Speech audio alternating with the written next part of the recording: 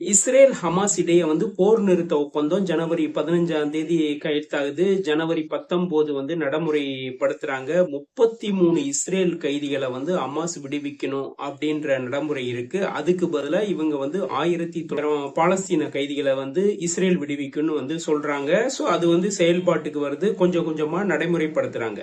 பாத்தீங்கன்னா 16 பேரை விடுவிக்கப்படுறாங்க. இன்னும் 17 பேர் விடுவிக்கப்படணும். இஸ்ரேல் பாத்தீங்கன்னா 566 பாலஸ்தீன கைதிகளை விடுவிச்சிருக்காங்க. மீதியையும் விடுவிக்கணும். சோ இப்படிப்பட்ட நிலையில அமெரிக்க அதிபர் டொனால்ட் ட்ரம்ப் காசா மீது அவர் யாருமே எதிர்பார்க்காத சில வித்தியாசமான விஷயங்களை சொல்றாரு. நடைமுறைக்கு ஒவ்வாத விஷயங்களை சொல்றாரு.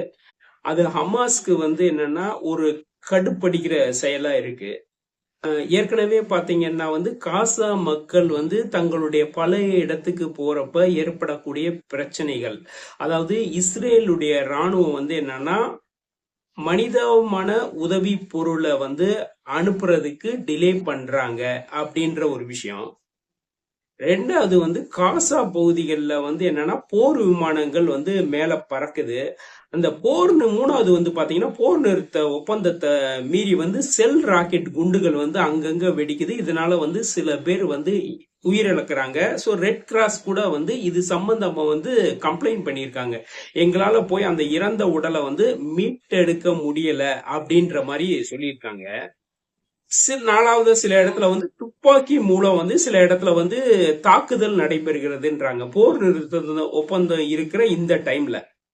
சோ இந்த இதெல்லாம் காரணம் காட்டி ஹமாஸ் என்ன சொல்றாங்கன்னா பிப்ரவரி 15ஆம் தேதி விட வேண்டிய ஆட்களை விட மாட்டோம் அப்படின்ற மாதிரி சொல்றாங்க. பின்னாடி இது சம்பந்தமான நாங்க அறிக்கையை வெளியிடுறோம் அப்படின்ற மாதிரி பிரஸ் நியூஸ் பண்றாங்க.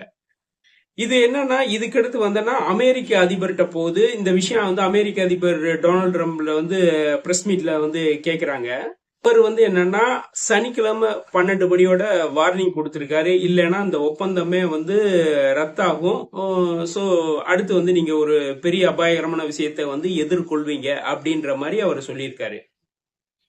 பாலஸ்தீனத்துல இருக்க அந்த காசா பகுதியில நாம் உடனடியா தேவை உணவு, உடை, இருப்பிடம். சோ இதுதான் மெயின்.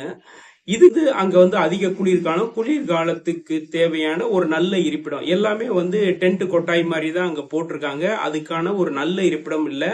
அதனால இறக்கக்கூடிய மனிதர்களின் எண்ணிக்கை அதிகமா இருக்குன்னு சொல்லப்படுது. டொனால்ட் ட்ரம்ப் என்ன சொல்றாருன்னா இந்த காசாவை கட்டுப்படுத்தணும், தன்னுடைய பகுதி ஆக்கிக்கணும்னு ஆசைப்படுறாரு. காசா மக்கள் என்ன சொல்றாங்கன்னா நாங்க எப்பயோ போனா நாங்க எகிப்துக்கோ ஜோர்டனுக்கோ நாங்க போயிருப்போம். நீ உங்க இஷ்டத்துக்கு நாங்க ஒண்ணும் செய்ய முடியாது. நாங்க இங்க ஏற்கனவே ரத்தம் சிந்திருக்கோம். எங்களுடைய உறவினர்கள் எல்லாருமே இழந்துட்டு நாங்க நிக்கிறோம். கடைசி வரை போராடுவோம் அப்படின்ற மாதிரி சொல்லியிருக்காங்க.